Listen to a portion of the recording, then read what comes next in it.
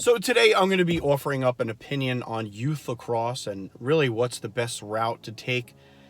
And really the disclaimer that I have to say is if your child is not willing to work at home, shooting on the cage by themselves or putting in some kind of legwork at home, no amount of training, no amount of coaching is really going to get them over the finish line. That's just point blank my most honest take on it. Natural ability eventually wears out. There has to be some level of drive for a kid to be successful as they continue aging, and as they get older, their natural abilities will eventually get overshadowed by kids that just want it more and are willing to train harder. One of the things that I continue seeing is parents that spend crazy amounts of money on private training and going to very expensive clubs. And this is popular in New York. It's popular in California, Maryland, Florida, you name it, any place that has youth lacrosse booming.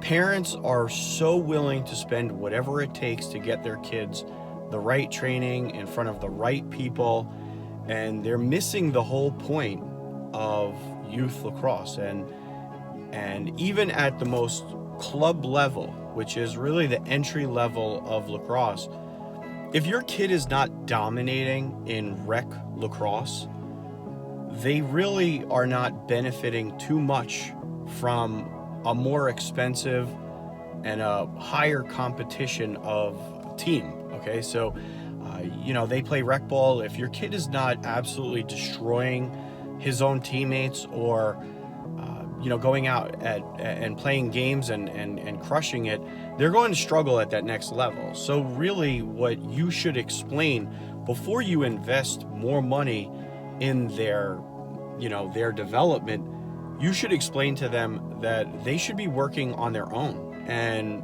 on YouTube, there's tons of videos going over drills that they could do in the backyard and develop and get better.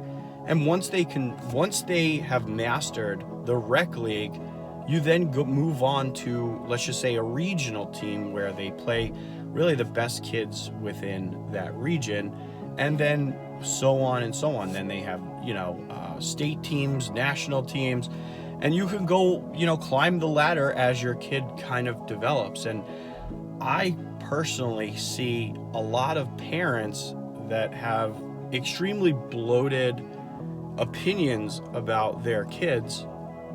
And I for one, am one of those people. I think my son is amazing, but I'm also realistic with his shortcomings as well. And that's something that I work with him in the backyard every single day to try and overcome some of those deficiencies so that he is a more complete player out on the field.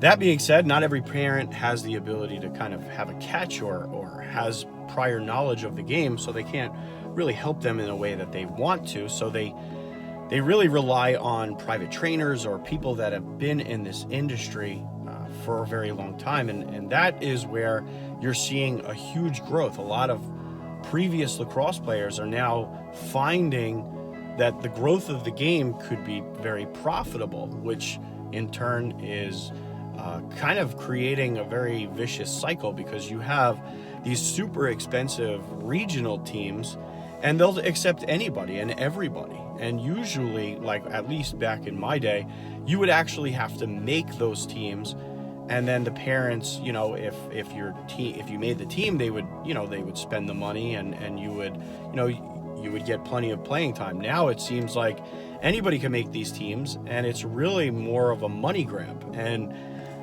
that is where I think youth lacrosse is starting to get a black eye. It's the fact that you're taking large sums of money from parents and with the promise that you're going to develop their kid. And I was talking to a guy the other day, and he spent $500-600, and their team practiced one time before entering a tournament. And that's the biggest mistake that parents are making at this point, is the fact that you shouldn't be looking at how many tournaments a team plays. It's how many practices are you getting out of the team, because that's where the most development happens. It happens in the backyard, where you get tons and tons of reps, split dodges, roll dodges, shots, you name it. And then you go to practice, and that's where all the coaching happens. That's where all the magic happens. At practice is where you get better. And then you put it to the test in the games. And if it's working in the rec level, then you try it in the club level, and then you try it in the regional, and then the national, and so on and so on. And so that's one thing that I have to say about youth lacrosse, is that a lot of parents are dumping a lot of money into these players, and I think that there's likely a lot of frustration with the overall development, because a lot of these coaches, even though they have a lot of experience, they're not necessarily developing the players, and the bang for the buck just isn't where it needs to be. So I say, go in your backyard, practice your butt off, hang out, join your rec league, kick some butt. And if you really, really are that in love with the game, in 7th, 8th, 9th grade, you start doing the club scene, going to showcases, and really just trying to push the limitations of what you're capable of doing by going up against the best talent you could possibly do. So that's all I have to say about that. Take it for what it's worth. Hey, that wasn't Shane. Who was that? Was that Shane? Yeah. Yeah!